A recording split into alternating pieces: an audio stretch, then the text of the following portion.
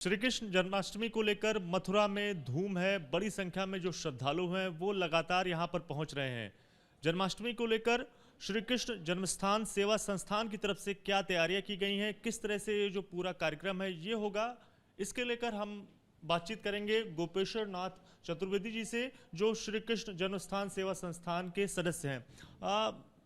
किस तरह की जो तैयारियां हैं वो जन्माष्टमी के मौके पर की गई हैं श्रद्धालुओं के लिए? पिछले एक महीने से हम लोग जो है इन व्यवस्था में लगे हुए हैं। आपने देखा संपूर्ण परिसर के बाहर भी भव्य विद्युत सजावट, खोया पाया केंद्र, लोगों का सामान घर, क्योंकि हमारे परिसर में तो जो है होता नहीं, तो सब कुछ नहीं कर सकते, लेकिन पूरा प्रयास होता है कि देश विदेश से लाखों लाखों श्रद्धालु यहाँ आते हैं, उनको ज़्यादा से ज़्यादा हम सुविधा दे सकें। मंदिर के भीतर सब साथ साथ चल ही रही है। हमारा कार्यक्रम एक तरह से कल से ही चालू हो जाता है। जो ठाकुर जी को पोशाक धारण आज की कराई जाती है, तो कल शाम को ही, क्यों वो रात्रि को सब होता है, सुबह दर्शन चालू होंगे तो फिर बंद होंगे नहीं, तो वो पोशाक यात्रा निकलती है, वो पोशाक धारण के लिए सब व्यवस्था शाम से हुई। सुबह से ही शहनाई वादन आदि आदि मंगलाचरण सब चल रहा था, और तदुपरांत मुख्य हमारा जो पर्व और जो आकर्षण होता है, सब लोग जिसके लिए बहुत प्रतीक्षा रहते हैं, वो होता है रात्रि को जन्म का अभिषेक और दर्शन। ठीक 11 बजे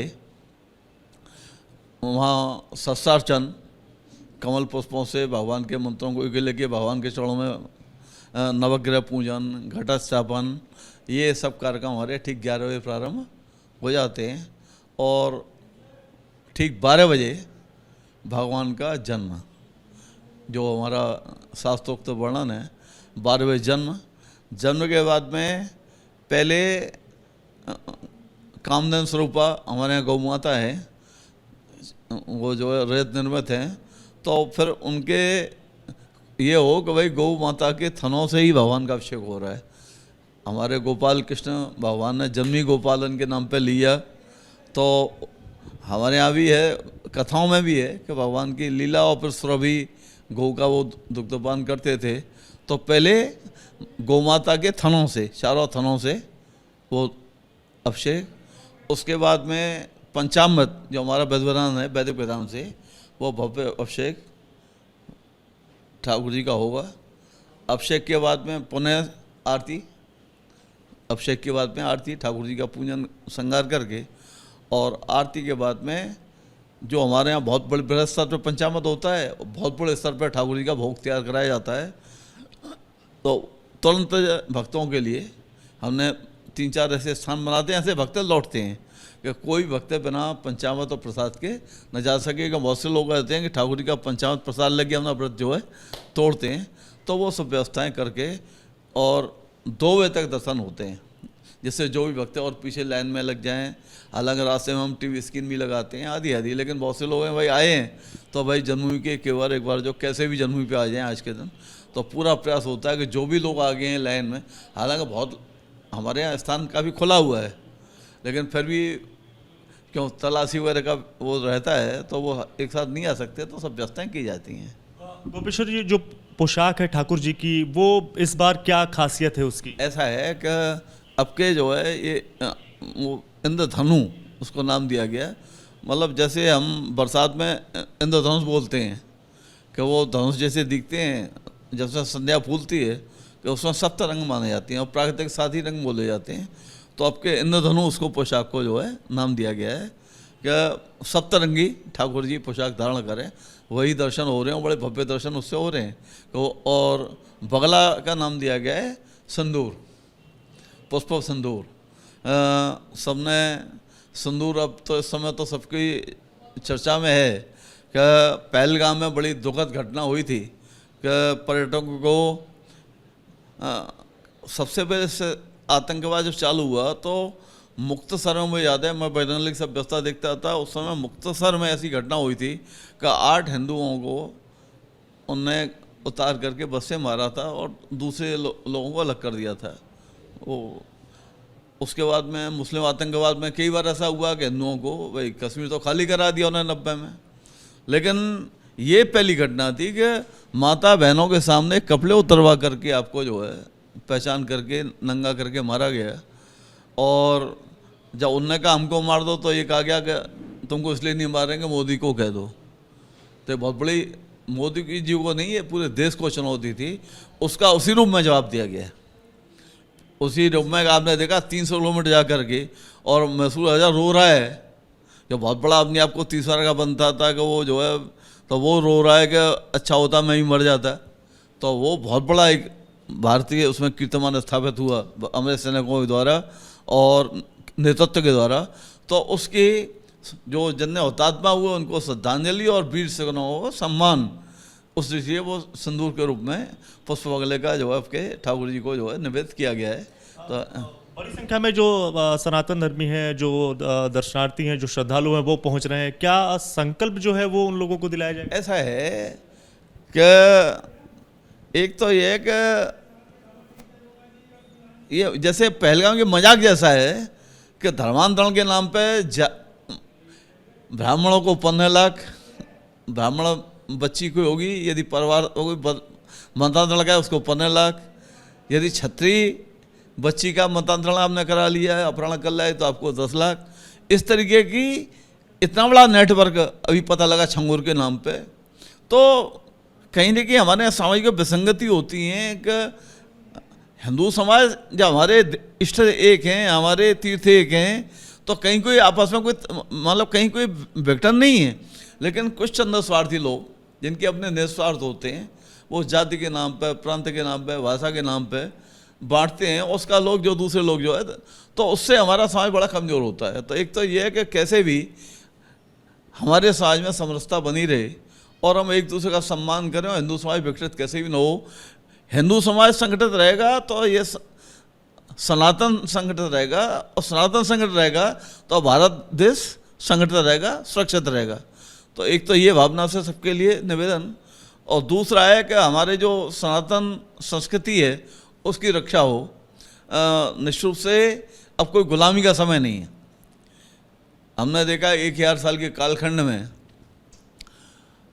क्या क्या हम पे बीती, क्या क्या हमने झेला हमारे पुरखों ने। तो ठीक है कि हम संगठित थे या नहीं थे, या जो भी हुआ कि हमारे सब पूजा स्थल तोड़ दिए गए, हमारा बलात् मतांतरण किया गया, धर्म के नाम पे क्या क्या हमारी माताओं के साथ में किया गया, तो वो सब अब दिन नहीं है। और धर्म के नाम पे एक देश का टुकड़ा भी चला गया। तो कम से कम अब तो जो हमारे सनातन स्थान है, जो सनातन मूल्य हैं, क्योंकि वो एक स्थान नहीं है बल्कि हमारे संस्कार केंद्र हैं। वो हमारी संस्कृति, आचार विचार सबकी वो दीक्षा केंद्र वही हैं। और वहाँ यदि आज भी विदेशी लुटेरे का कोई चिन्ह हो तो लोग एक वहाँ से प्रेरणा लेकर नहीं जाएंगे बल्कि कष्ट लेकर के जाते हैं। जब ये रामजन्य आंदोलन की पृष्ठभूमि बनी तो अयोध्या, मथुरा, काशी का ही संकल्प हुआ था। विज्ञान भवन दिल्ली में जो पहली धर्मसभा हुई थी, तो रामलला की कृपा से अयोध्या में 500 साल बाद 3.5 लाख पुरखों के बलिदान के बाद में रामलला भव्यता, दिव्यता, गौरव के साथ में स्थापित हो गई। अब जो 2 बातें रह गई हैं, काशी विश्वनाथ में काफ़ी हद तक लोगों को लग रहा है कि हाँ ये ज़्यादा लंबा नहीं खिंचेगा, क्यों सब कुछ चिन्ह वो निकल ही रहे हैं, वहाँ है ही हैं पहले से।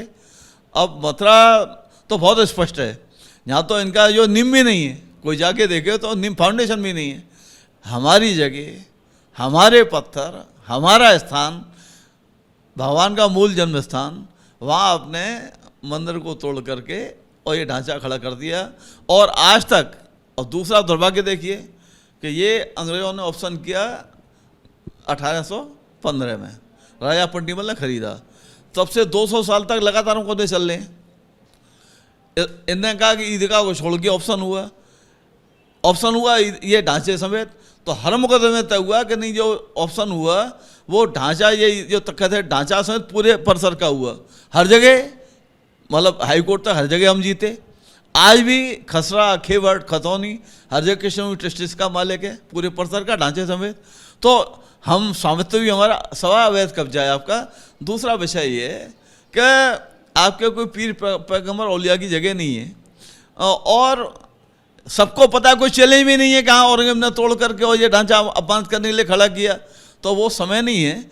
अच्छा ये हो कि जो बंधु इस पे आज भी हठधर्मी से बैठे हुए हैं कि वो स्वार्थ के मुकदमे में निश्चित हम ही जीतेंगे, लेकिन एक तो है हार जीत का विषय न होकर के स्वार्थ से अच्छा संदेश जाएगा। तो प्रभु के चरणों में पुनः पुनः आज भी सब प्रार्थना, सनातन धर्मियों से भी यही निवेदन कि प्रभु कृपा करें और ऐसा वातावरण बने कि वह जो मूल स्थान है जहाँ एक कलंकी ढांचा खड़ा हुआ है वो समाप्त हो और भगवान ने मूल स्थान पर भव्यता दिव्यता के साथ में विराजमान हो, और हम जन्माष्टमी का अभिषेक जैसे यहाँ करते तो हैं, हर घर में होता है, लेकिन वहाँ जहाँ जन्म हुआ मूल स्थान पर प्रभु का अभिषेक करके हिंदू समाज पर जो एक दब्बा सा लगता है वो, और जो आज हिंदू यहाँ आता है उसको देख करके दुखी होकर जाता है, वो प्रसन्नता से गौरव से दुनिया में भगवान श्री कृष्ण जय कर सके, ये संकल्प लोगों से चरण में निबंध किया गया है।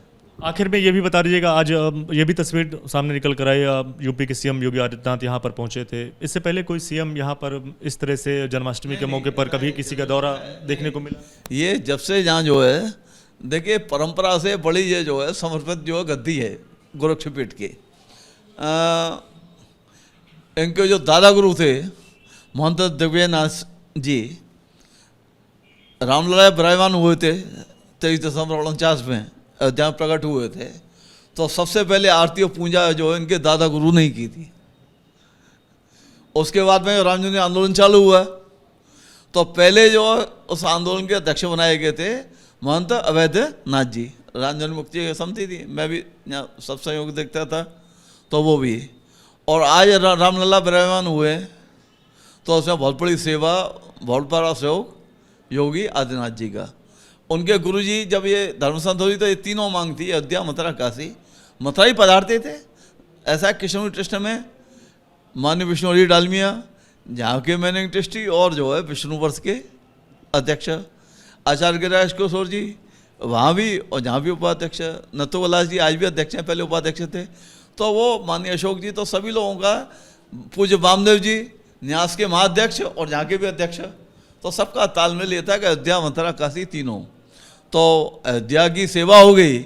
और आज भी आपने देखा कि उन्होंने कहा है कि 500 साल का वो कलंक मिट गया और अब मथुरा की जो है सेवा करनी है, तो वो एक पीड़ा और एक वो संकल्प उनकी गद्दी से है। और आज भी सबके सामने एक है कि मथुरा की बारी है, तो निश्चित है कि प्रभु कहीं ये कोई लीला कर रहे हैं, और लगता है कि बहुत दिन वो दिन आएगा कि इन सब महापुरुषों का संकल्प है और हमारे पूर्वों का बलिदान है, वो निश्चित रूप से उसका जो है एक अच्छा सहयोग सामने आएगा, उनको श्रद्धांजलि दर्शाएं। जय श्री कृष्ण। तो श्री कृष्ण जन्मस्थान सेवा संस्थान के जो सदस्य गोपेश्वरनाथ चतुर्वेदी, उन्होंने किस तरह से बताया कि जो श्री कृष्ण जी के जन्मोत्सव के बाद क्या जो प्रक्रिया रहेगी और किस तरह से उनका जो अभिषेक है वो किया जाएगा, और इसके साथ साथ जो भी सनातन धर्म से जुड़े हुए लोग, जो भी श्रद्धालु यहाँ पर उस समय मंदिर परिसर में या फिर श्री कृष्ण जन्मभूमि परिसर में मौजूद रहेंगे, उनको संकल्प भी दिलाया जाएगा कि आगे आने वाले समय में किस तरह से भगवान श्री कृष्ण की आराधना हो, पूजा हो, और इसको लेकर जो संकल्प है वो भी उनको दिलाया जाएगा। कैमरामैन जितेंद्र सिंह के साथ दिव्यांकर तिवारी, एबीपी न्यूज़, मथुरा।